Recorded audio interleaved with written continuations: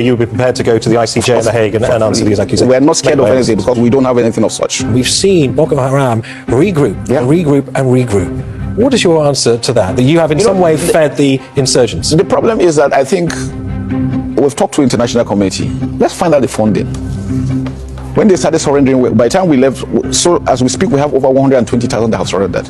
Most of them, when you find them, they're coming with hard currencies. How did they get them? How are they funded? How did they get the training? How did they get the equipment? What is your suspicion? Well, maybe an international conspiracy, you don't know. Who knows? How are they be able to sustain themselves for 15 years? That is one question I think everybody should ask himself. For Nigeria to be able to hold them, and you go to Nigeria, everything seems to be working well. You must have an idea. I mean, let's not talk about international conspiracy theories. Let's give some hard facts. Well, I just leave it at that. I'm sure they know, and I'm sure everybody knows that these are the challenges we're facing, that needs to be addressed. So the UN need to come in to ensure that, because we need to trace the funding. How are they sustaining themselves for 15 years? What does the UN coming in mean? What does that look like? Track the funding. It's international flow. We don't have control over that. Whose interest is it to see Nigeria destabilized? Well, I don't know. You don't know. Your guess is as good as mine. See, please take your time, listen to this video. You know, this is Chief of Army Staff, Musa, Chief of Army Staff. He's been in Qatar for some days now for security defense meeting. This interview was Al Jazeera in English in Qatar. Listen to this interview, question and answer from this, how this man was being reprimanded in Qatar. You see, listen to these intelligent questions, very technical question where they threw at this man to answer. You know, because of Nigeria, if this man was in Nigeria, this question wouldn't be asked. Because I think some of these media houses, they are not even doing enough in terms of asking these people questions, because some of them, they are scared. Because there is a limit of questions they could ask all these, especially these top politicians, these top personnel. There's a limit these media houses could go asking them questions, except all those senior ones. Do you understand? So take your time, listen to this. Some of them will not ask this kind of technical questions because they are scared of their jobs. And this one, he doesn't care. He's doing his job. So please watch this video to the end and subscribe to this YouTube channel. Please, I'll be your guy. Subscribe and hit the notification button. The Nigerian military has been collectively fighting both Boko Haram and the West African branch of ISIL for collectively now 15 years, in which time something like 15 million people have been affected by the insurgency and by the counter-insurgency. The government has claimed several times that the group has been, quote, technically defeated, yet they continue to operate, yet they continue to regroup. Do you see this as a failure of the politicians or a failure of the military, of which you are the head? Not at all. I think it just shows how complicated asymmetric warfare is. It's not a one-off thing, unlike conventional warfare. So how do you measure success? You measure success when you start getting life back. IDPs returning back to camps, schools are reopening, markets are working, people can work. I think that's success for us. So it's work in progress. We're not where we are, but we're heading there, and we're sure that we're on the right track. How would you explain the current state of the counterinsurgency, if you were to give us a situation report of where we are in terms of the direction of the fighting so far? Yeah, well, since inception, it's been in and out because of the challenges of asymmetric warfare. You know, the armed forces of Nigeria has always been a conventional armed forces. So fighting asymmetric came in as a surprise, as all armies. But we have woken up to the responsibilities, ensuring that asymmetric warfare needs all of society approach. It's not only military. It is having to do with the kinetic and the non-kinetic, working hand in hand to ensure that we succeed. And that's where we're going. So where we are now, we're a lot better than we used to be. Last year when we took over, this year, a lot of improvement. A lot of work still going on, and we'll continue to do that. You say you've woken up to the challenges, woken up, but it's taken 15 years to wake up. Why so long? Like I said, asymmetric warfare is the difficult kind of warfare. I think our advice to any country, don't allow it to start. It's difficult to eradicate because you're dealing with people that have a sense of belonging, believing what they're doing is right, ideology. You don't see it on their foreheads. You don't know who they are.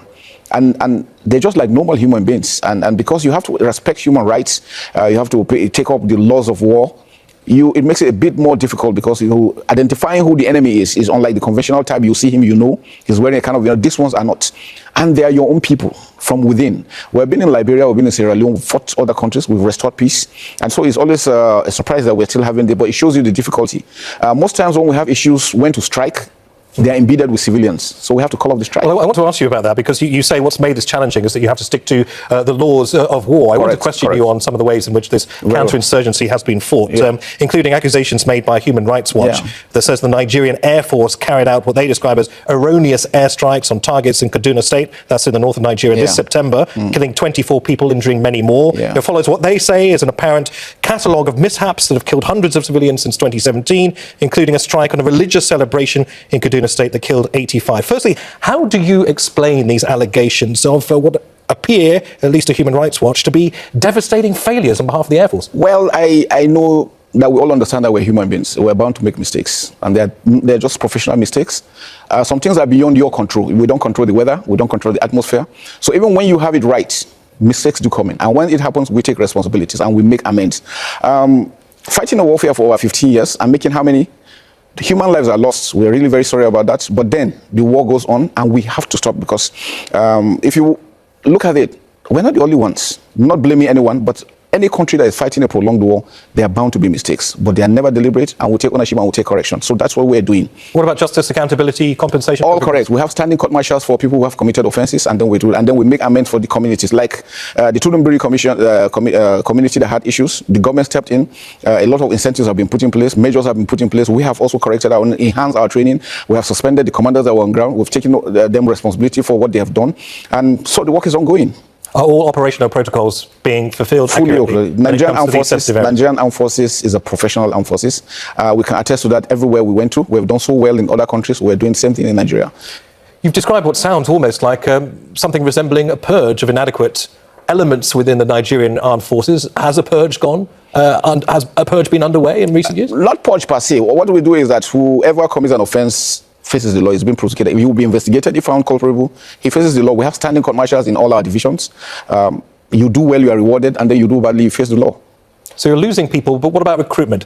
Are people attracted to the Nigerian armed forces? Are you able to fill battalions and ranks of soldiers? Yes, we're doing. Presently, as we speak, I was at Depot, Nigeria Army, where we train recruits. We just graduated about 5,800. For the officers corps, for the Nigerian Defense Academy, we just graduated almost 800 officers, young officers, back into the system. So it's ongoing, and yearly we have people going on retirement when it's their time to leave. So the armed forces is working well. We continue. Where we have a lot of challenges is because we don't produce the equipment that we use, and sometimes it's been a bit difficult getting equipment, even when we have the money. We'll talk about procurement in a minute, but I'm curious about something that you said a little bit earlier in our interview, that amongst many of the challenges are the fact that the enemy is embedded within communities. Correct. And they look like us, which leads to all sorts of complications when it comes to successfully mounting this counterinsurgency. But according to some sources, abuses have been carried out by the military. Let me draw attention to the long list of allegations that have overshadowed your battle with Boko Haram and ISIL in West Africa. Many of those allegations were raised by Amnesty International that say at least 10,000 people, including children, have died in military detention, many of them innocent civilians who were fleeing Boko Haram, hoping for safety and security in the hands of the military, but instead experienced alleged brutality at the hands of your forces. Did your military abuse Boko Haram survivors? Not at all. It's not in our character. We don't do such. It's not in our DNA to do such a thing. And, I've had this allegation severally. Just a reminder, I was a theater commander in the Northeast. I left there January 2023. There was this allegation by Reuters that on abortions. Initially, they said 13,000. Later on, they said 10,000. And I requested, then the Chief of Defense Staff, General Irabo, I requested that we invite Human Rights Committee to set up an independent investigating committee to investigate that allegation, because we're tired of these allegations. I mean, they come in, and the funny thing is that they always come in when we are succeeding. So the question is, why? What is the intent? So he got to Human Rights, an investigative team was commissioned. I testified with so many other officers. They were given unfettered freedom to go around. They investigated for 1 year, 6 months. I think just last month, they released the report, and guess what? Nothing of such, because we told them that whatever allegation anybody is saying about abortion, it's not us. Maybe it's another country they're thinking about, not Nigeria. And so they came out. But the funny thing is that when they were reading the reports out, these other organizations refused to even show up. Just to remind our viewers, you're talking about the allegations for the first abortions. By the Reuters news. That was about 3 weeks ago. And then suddenly last week, Amnesty came out with 10,000. So I don't know what the joy is about 10,000 issues. Okay. It is not in our character, we don't do such. We will never, ever do such a thing. Understood. So you would allow Al Jazeera journalists, international Unfettered investigators access. into, for instance, the Giwa barracks in the northeastern city of Maiduguri that has been allegedly holding children as young as 5 in hot, cramped conditions, not to mention allegations of beating, the sexual abuse of women and girls, where innocent civilians were meant to be in your care, treated this way. I mean, that's the big question Amnesty International raises. And they're prepared, sorry to interrupt, they're prepared to take you to the International Court of Justice to defend their views. Would you testify there? We're ready to go. We're not scared of anybody. And I can tell you, they have their own intent on why they are doing that. I think they just want to demoralize my troops. They want us to look bad, because I just can't understand why anybody will wake up and say that we're killing people when we're actually not doing the same. And guess what? Where the Giwa barracks you were talking about, we have all the humanitarian agencies working there. You have the UN working, local and international organizations are working. Are we saying they're complicit? There is nothing we're doing in the back. So if they don't say it, which means Amnesty International is equal, and Amnesty is equally there, so which means they're equally accusing all these other organizations of being complicit. So just to be clear, you would be prepared to go to the ICJ in The Hague and answer these accusations? We're not scared of anything, because we don't have anything of such. I want to address allegations also of corruption in the defence sector, because Transparency International says corruption has resulted in the wasting of billions of dollars worth of public funds through corrupt defence procurement. You said yourself, procurement's an issue for the Nigerian military. Is the Nigerian armed forces corrupt? We are not. We're just a few good guys trying to do some job, but some people are just hell-bent on making sure that we don't succeed. We don't produce the equipment we need. It takes two to tangle. So if they're saying there's corruption, which means those producing the equipment are equally corrupt, because it takes somebody to give and somebody to collect. So which means those ones having these weapons are equally guilty. We don't do such. We have a procurement procedure which is being followed. And to also state that even with our monies at times, we find it difficult getting equipment. And the question is why? One of the reasons why this insurgency has been for this long is because we have been denied access to equipment. Even when we have our monies to get to, it's difficult. Why have you been denied access to equipment? Well, I really don't understand. It's a question that we keep on asking, why are we being denied? So this is a political decision you're suggesting? Political decision.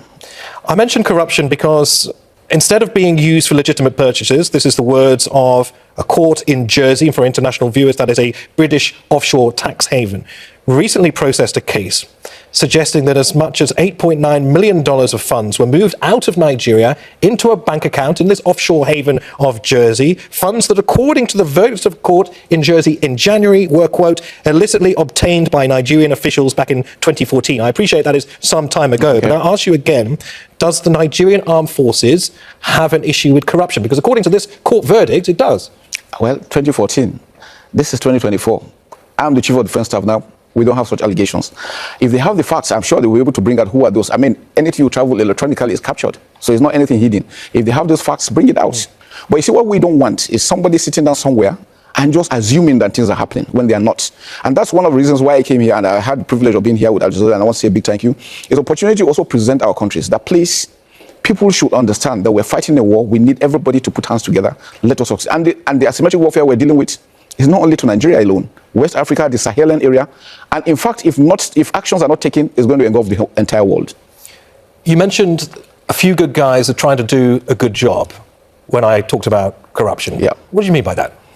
We're just good guys just trying to make sure that our country is secured. And then some individuals seem not to be happy about it and trying everything possible to throw us under the bus for whatever reasons. Like I told you, what I realized over time, I've been in service for almost 33 years. Anytime we seem to be succeeding, somebody throws something at us. And the question is, why? Is it because we're succeeding, or you don't want the country to move forward? What is the aim? What's the intent? That's the question we're asking. You seem to be posing those questions not to me, not necessarily to our viewers, but to people in government. What do you want to say to them directly? You seem to suggest that they're holding you back. Not our own government particularly. Our government are doing the best they can. But, there's an international system. Like I said, we don't produce, we need to buy. So going to buy sometimes is a bit difficult, getting these items. And who are your security partners in the region? Am I right in thinking Nigeria does not have any foreign bases on its soil? Not at all. We do not encourage any foreign base. We have the capacity to secure our country, to secure the sub-region, and to assist Africa. We have that capacity. All we need is to continue to do joint training, which we do, get equipment that we need to help us project these wars. If you're playing this almighty game of catch-up to deal with a type of warfare that you have never dealt with before, asymmetric warfare on this scale, you most certainly need partners. Given the wave of coups that we've seen across the Sahel region, military juntas being established, the influence of Russian forces, particularly Wagner mercenaries in these countries growing by the minute, who are your allies to shoulder support in the region? Well, for now, Nigeria is standing on its own. And Nigeria is a non-aligned country, which means we have freedom to operate with any other region, any other bloc together. And what we are doing is that we're still conducting this for training. For training purposes, we have our officers and soldiers trained in all over the countries. All our friendly partners, we are together with them, we're working.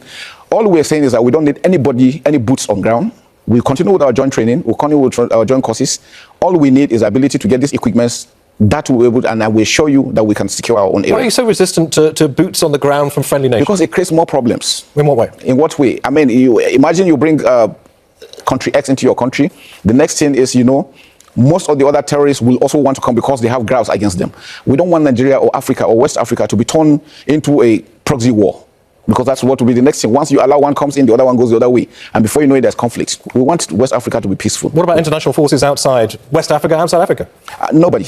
We're good to go. We're good to go. All we're doing is, as we speak, we still have our troops maintaining peace within Africa on United Nations mission. We still have them. General, are we going to be sitting here in 15 years' time having the same conversation? Not at all. Not at all. Our wish is in the next possible 2 years, we should be done with.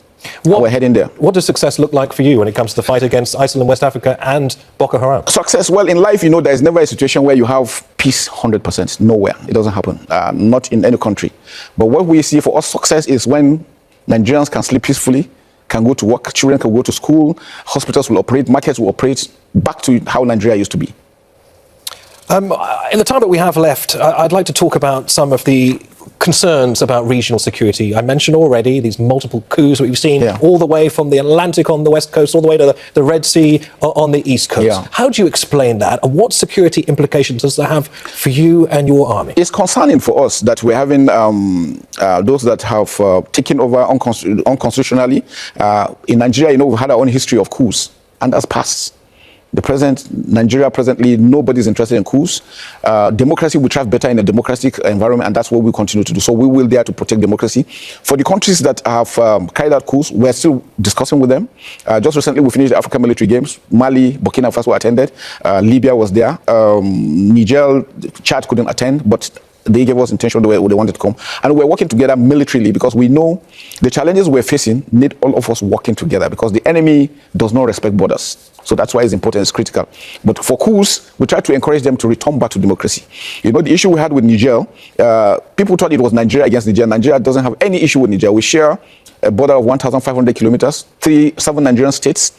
We have cultural, religious affinities together with them, so we cannot afford to be enemies. How committed is Niger to your north in sharing the fight against Boko Haram? No, they're very committed because they equally know that we need to, together we are stronger. If you are alone, you will be exposed. This is even in the wake of a substantial amount of Russian mercenary influence in the country. You trust that? Yeah, well, I've been to Niger.